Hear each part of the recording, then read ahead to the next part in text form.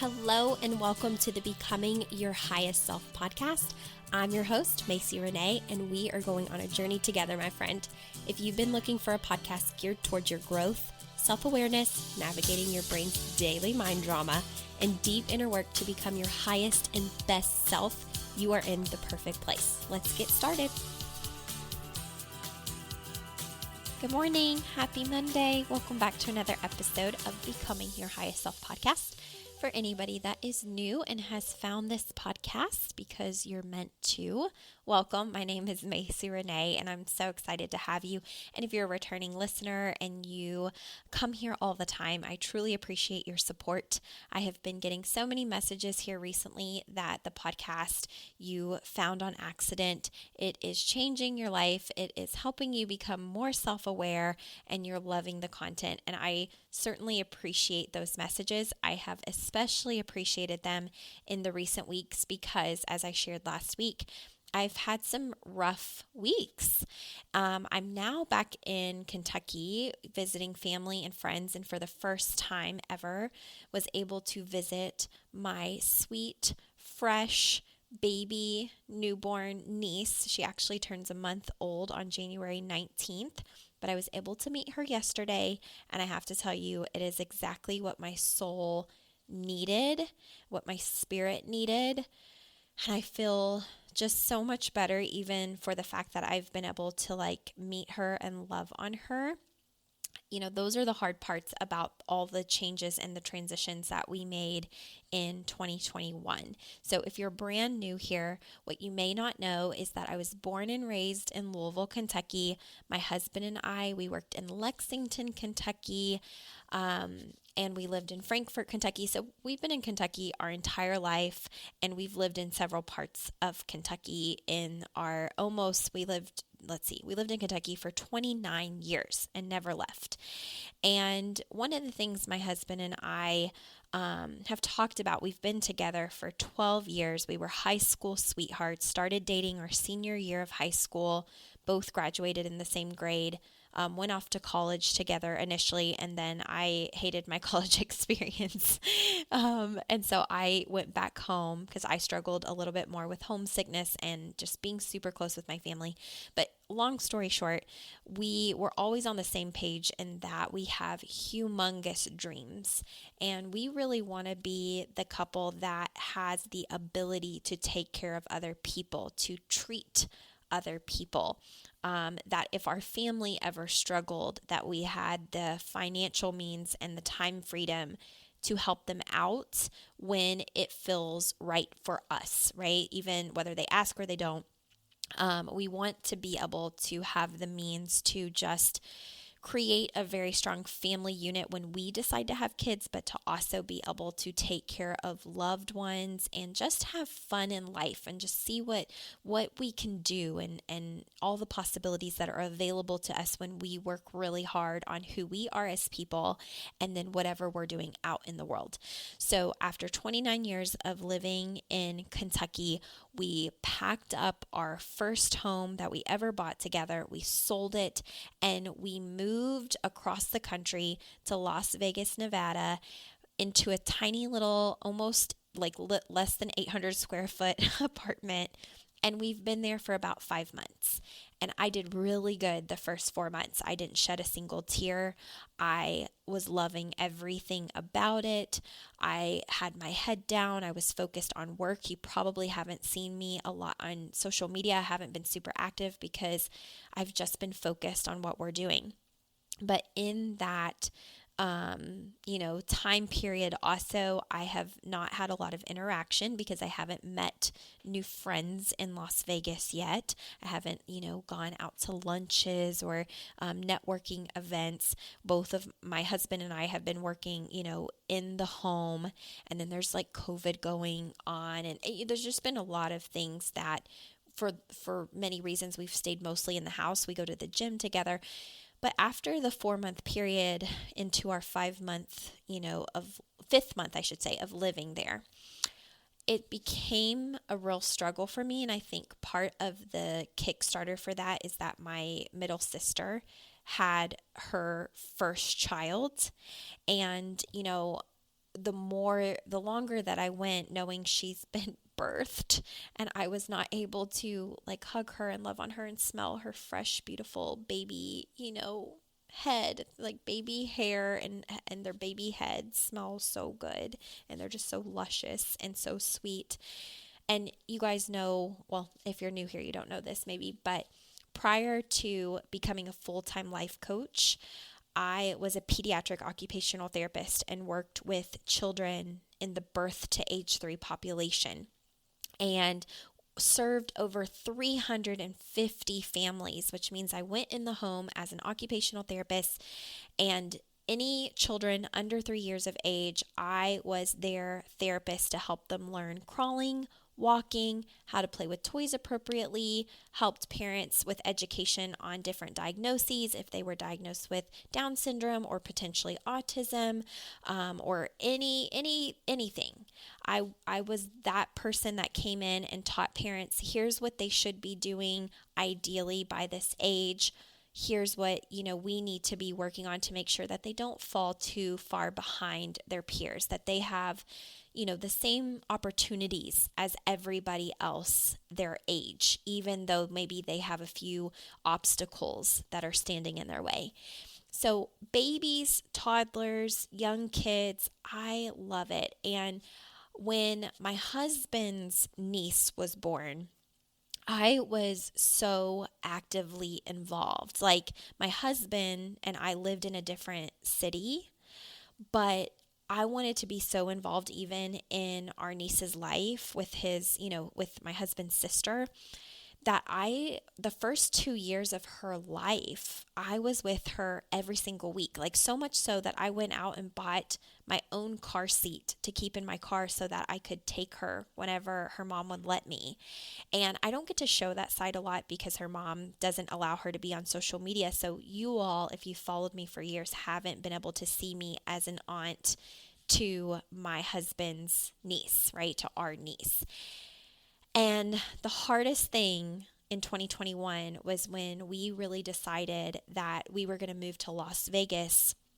I don't even think, like, we announced that to family, and then 2 weeks later, my middle sister was like, I'm pregnant.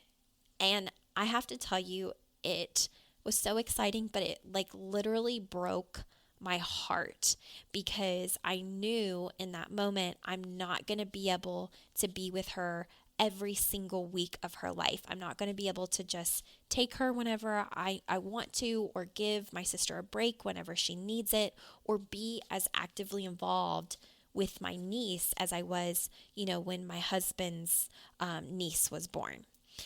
And so it's been a real mind F, right, for me, because I'm very much family oriented and we all have our dysfunction in our family, but I really value memories and I really value being,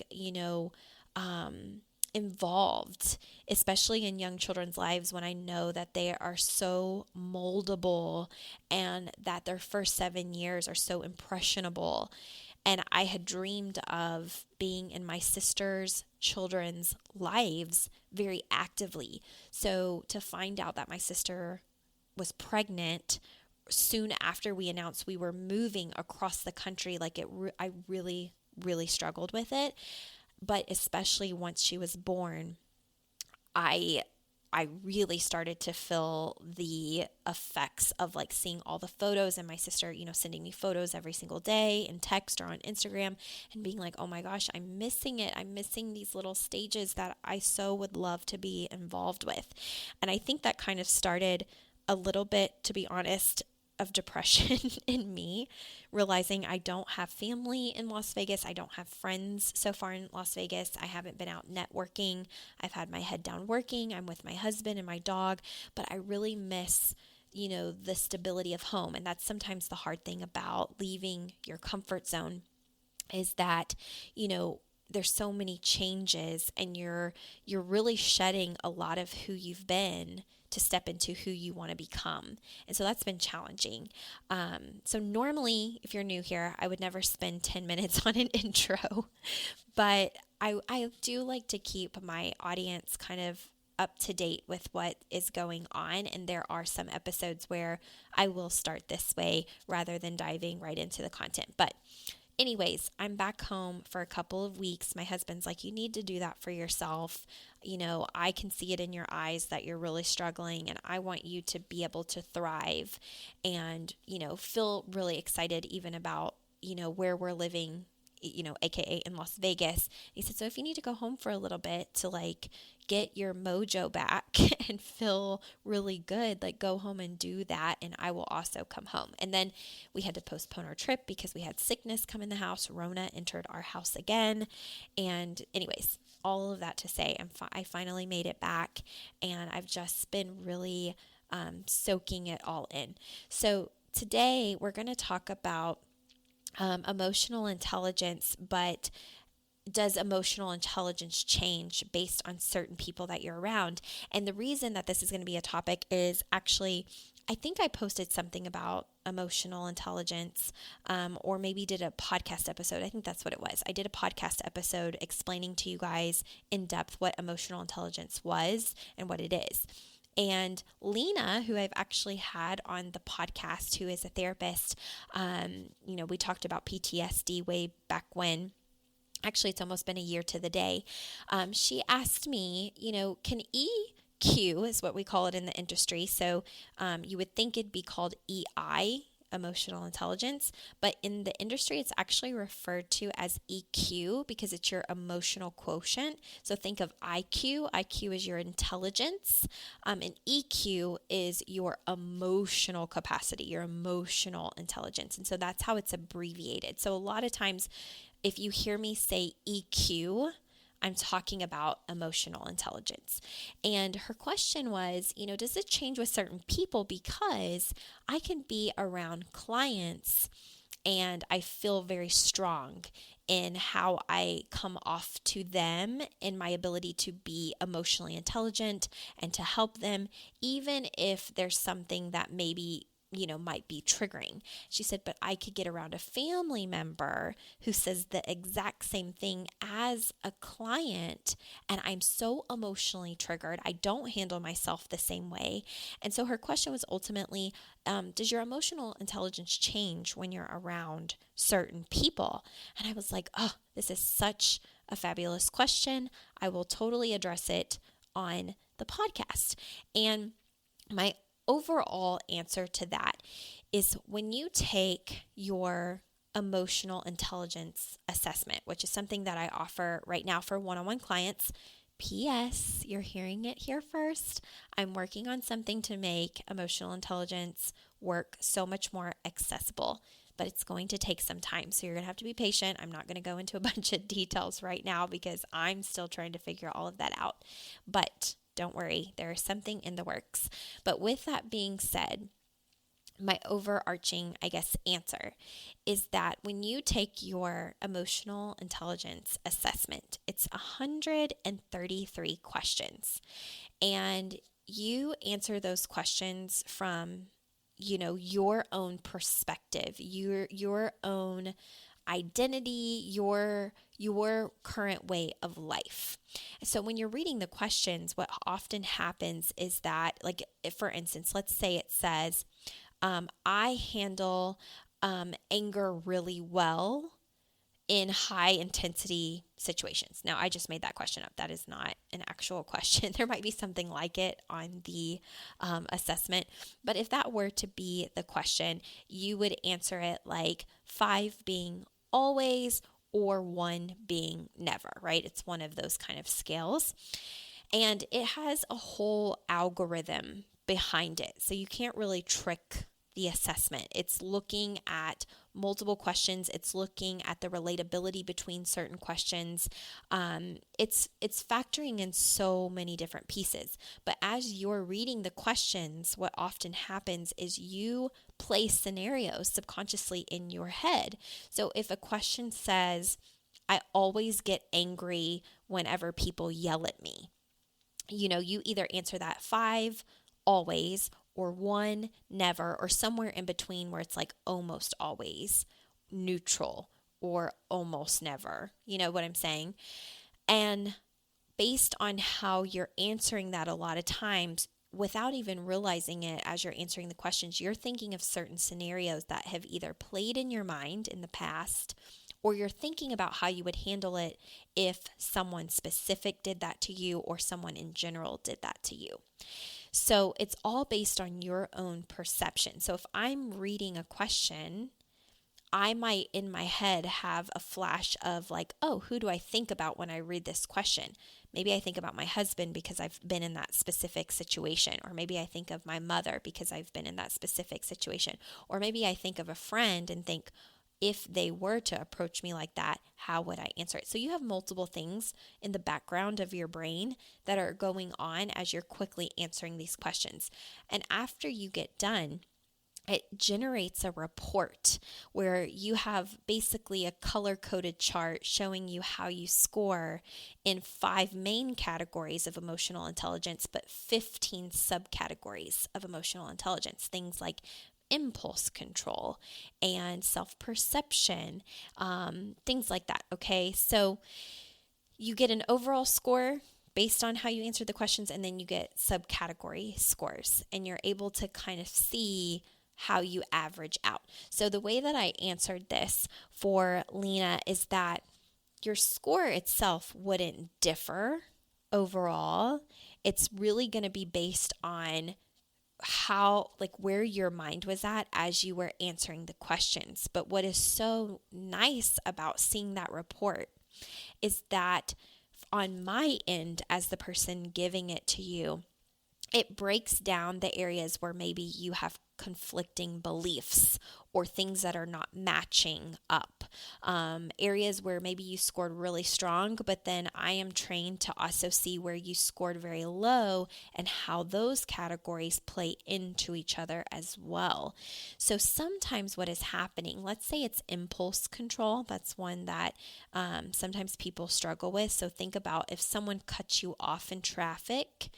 Are you the person that immediately honks the horn, flicks them off, starts cussing, or starts, bad mouthing them because they cut you off and you're like, oh my God, what an idiot. It's like you could have, wrecked my car. You could have caused a wreck. Like, what are you thinking?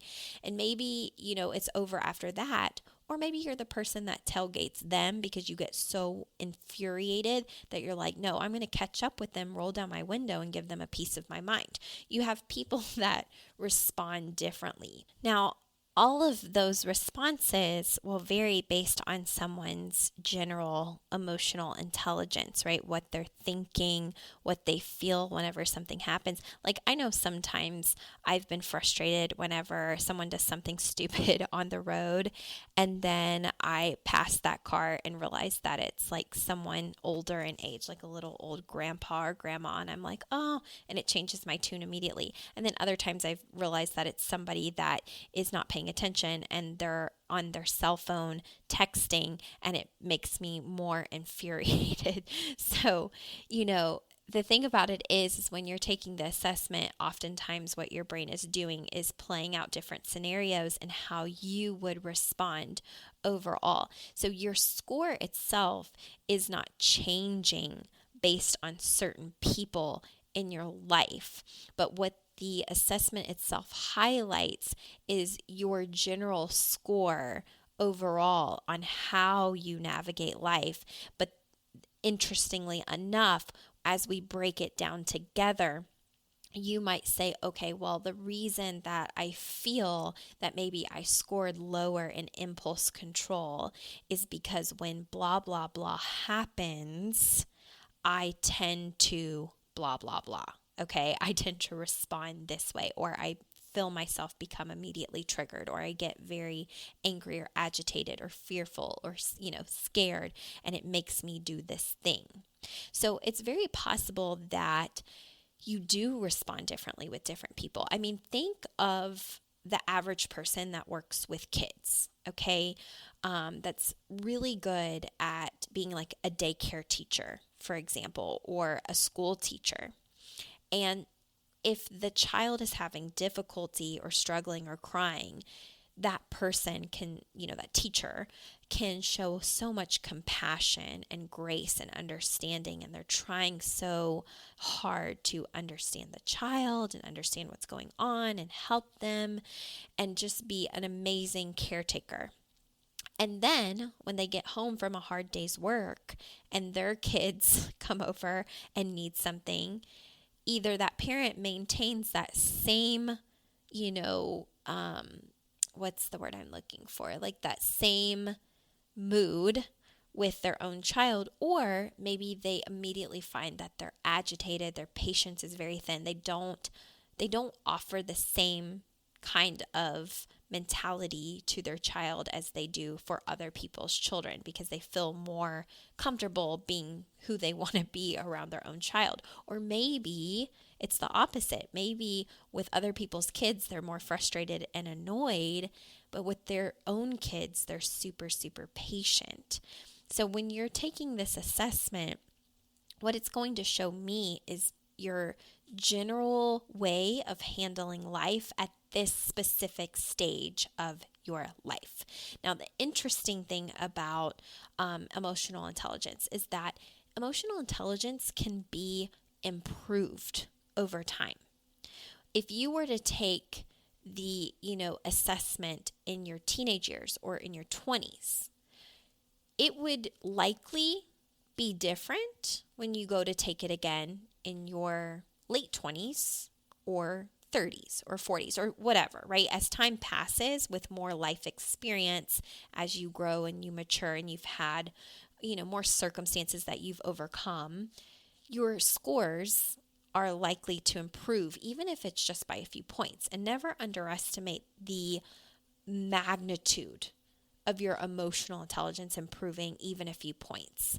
Because let me tell you this, the average person, the average person's emotional intelligence, even in their 30s and 40s, is still not that great.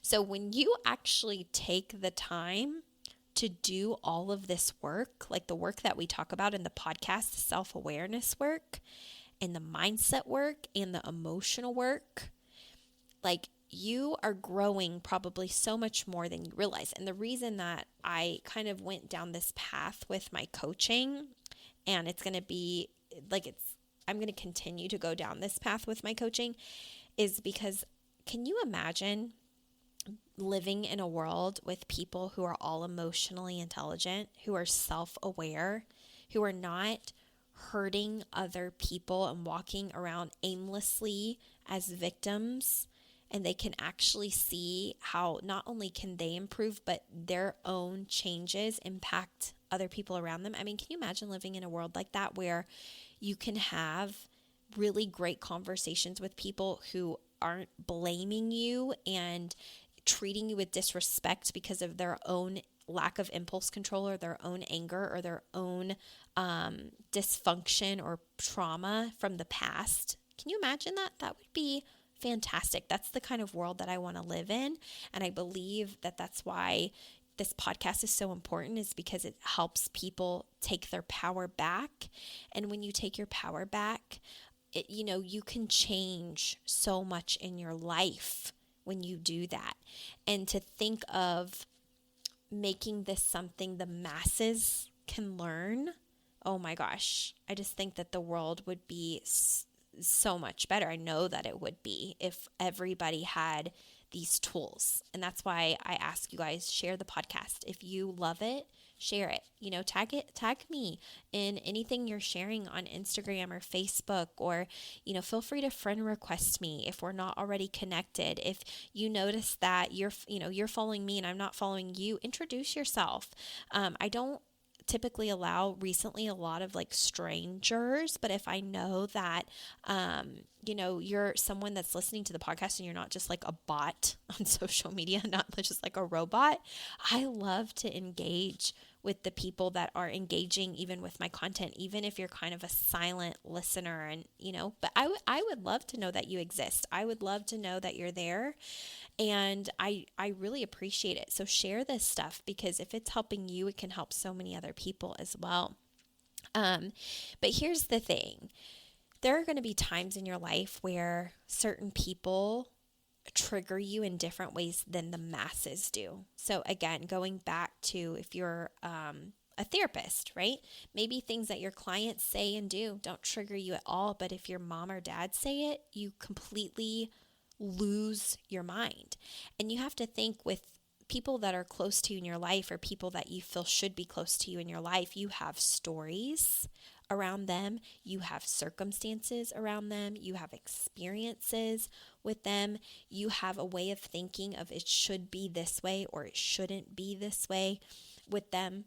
And so the way that you respond with other people, especially people that are closer to you or should, in your mind should be closer to you, is going to be different than maybe people that don't feel as close personally to you.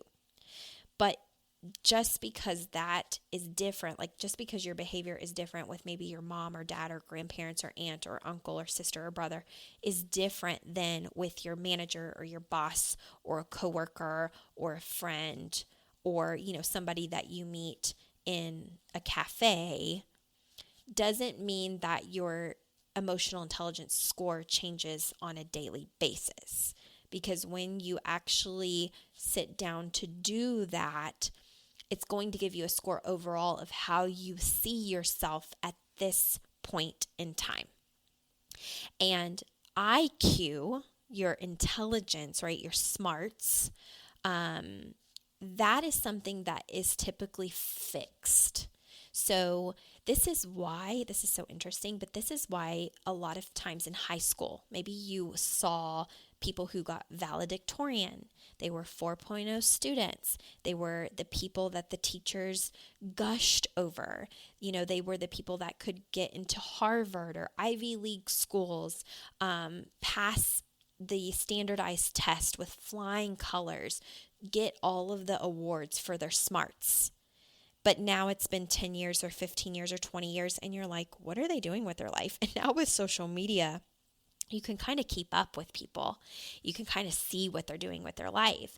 And I don't know about you, but I've noticed even in my own life, for a lot of the people that were known as being super smart, like could do anything by intelligence standards alone, haven't really done a whole lot or aren't doing maybe what everybody else expected of them based on their intelligence. But then the goofballs, the people that you thought were class clowns, never did their work or half-assed their work or, passed simply because they had good relationships with the teachers and banter, or were a star athlete. And maybe now they're in the world doing all of these incredible things. And you're like, what the heck? Why didn't the 4.0 student that made straight A's on everything get as far as the class clown that barely passed chemistry and, science and, I said chemistry and science, but chemistry is science, but chemistry, physics, algebra, English, like why are the valedictorians not doing as much or getting as far as the people who didn't take school seriously at all? And the reason is emotional intelligence. It's actually scientifically been found that people with high emotional intelligence make $10,000 more a year minimum than their peers, even their very intelligent, smart, educated peers, because they have something that the intelligent peers do not. And that is emotional intelligence, the ability to read a room, the ability to know themselves, to know other people, to foster connection, to have good relationships. And if you think about it, I want you to think about any job you've had where you hated the manager or the boss or the person that you were working underneath. And it's maybe because they didn't treat you with respect. They talked down to you. They degraded you. They didn't see your talents. They didn't, speak to you in a professional manner. They made you feel, very icky when you were at the job, or the energy was off between the team and something just didn't feel right. Okay. And maybe they were very intelligent book-wise.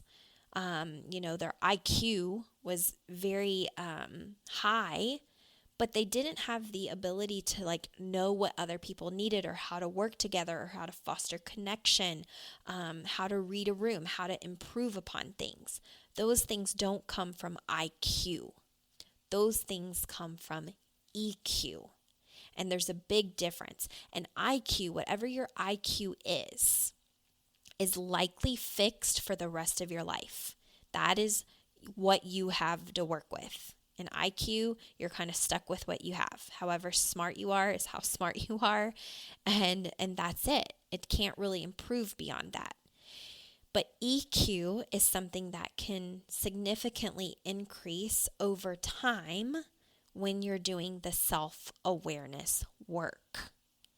It can improve greatly, and it impacts how you show up and interact with other people in the world, and even how you treat yourself, your own confidence, your ability to show empathy to other people, your ability to understand, to manage your frustration, your anger, your anxiety, how you see yourself. It impacts so many things. And when you have a higher EQ level, you will find that you are much more successful in life because you're equipped with something that can be shaped and worked on versus IQ cannot. So if you know people you went to high school with and you're like, they didn't really do what I thought they were going to do. Because if they have great IQ but not great EQ, they're going to be stuck. Like they're going to be limited in what their capacity is to grow.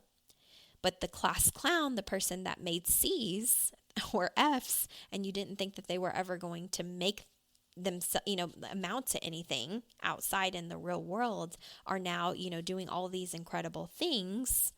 It's because EQ gets you way further in life than IQ.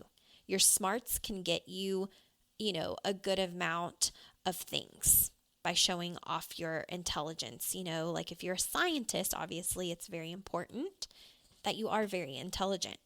But if you can't work with other people, if you can't share ideas, if you don't care to listen to other people and you shut them down and your ego is so big you think only you're right, and you can't work with other people and you can't be a team member, then you're very limited in how far you will go versus the person that's open to hearing ideas without getting offended, that's open to feedback, that, cares about the collaboration of other people, even people who may think and do things very differently. It takes a lot of skill.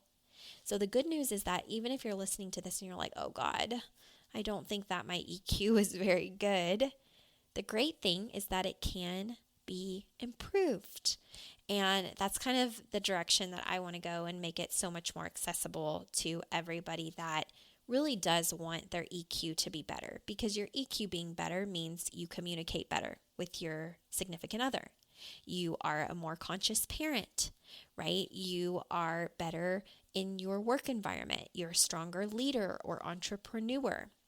There are so many benefits to having strong emotional intelligence. You can handle the family drama that happens at Christmas without losing yourself. You have boundaries, you have confidence, you feel very connected to who you are and very proud of who you are, and you're a very self-aware human being. So ultimately, the only real reason someone wouldn't grow in their emotional intelligence is if they're just absolutely defiant and resistant to looking inside themselves at any given point.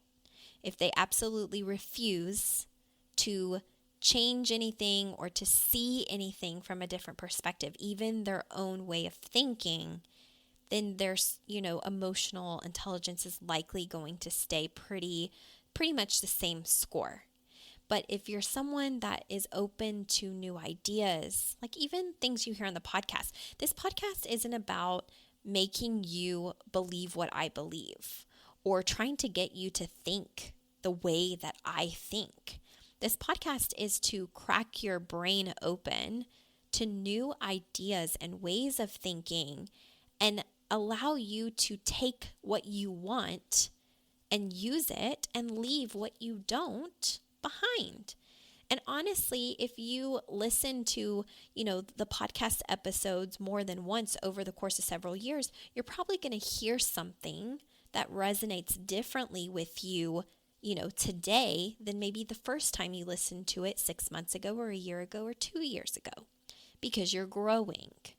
Okay. So that's the beautiful thing about this is you have an opportunity to improve this, but it does take effort.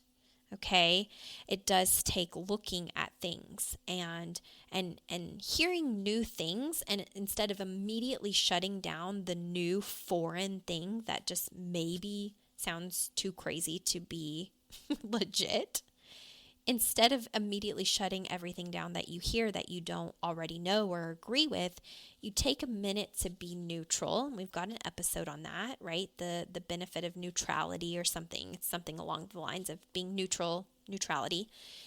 The benefit of that is if you can kind of get in the middle, digest something, think about it, kind of turn your head and go, could that be true? Is that true for me?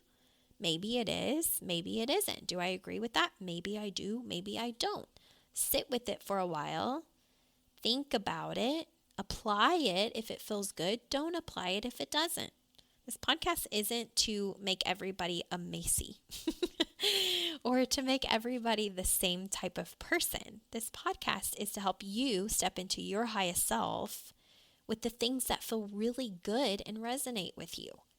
It's like, it's for you to expand and to be able to grow into what's possible for you and your desires, and to give you new ways of thinking so that you can reach those levels. Because if you're not already there where you want to be, that means that something in your mind has to shift, it has to change, it has to expand, and it has to grow. So the reason for this podcast is that when you hear different things, your mind can be blown and crack open and say, oh my God, I didn't know that. Now I do. That feels really good to me. Let me implement that into my life and see how my life changes. Or, no, I still don't agree with that. I don't think that that's for me. Let me, pass that up, and maybe something else another week will resonate with me. So you take or leave whatever you need to step into your highest self. It's not about you becoming, the version of me, like me as my highest self. It's about you becoming your highest self. And that can look totally different for you than it will for me. We can want different things. We can believe different things. But the beautiful thing about this work as well is that even with us being uniquely us, that we could all sit at a table together, having a conversation, and not reaching over the table and choking each other because we don't agree on certain things. That's emotional intelligence, right? That it's being so confident in who you are that even when you hear things that maybe don't resonate with you, that you're still able to maintain who you want to be in your highest self and respect for another person, and not come completely out of your skin in your old trauma or your past. So how do you know when you're getting to that point?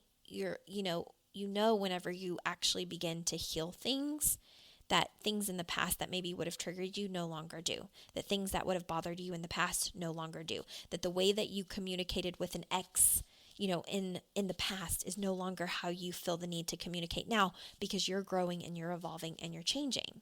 And believe it or not, you taking the time to do that for yourself creates a ripple in the other people you're interacting with in their life.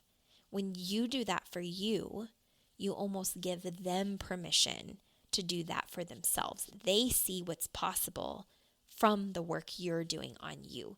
So never underestimate the ways that emotional intelligence, self-awareness work, mindset work can create a ripple in your life that pulls even the most complicated situations together for the benefit of everyone. Now, it won't always be that way, but I truly believe that with this work, you will be well equipped to live a life that you're excited and happy and proud of from your highest self, and be able to navigate the rocky waters of life that are inevitably going to be there at times.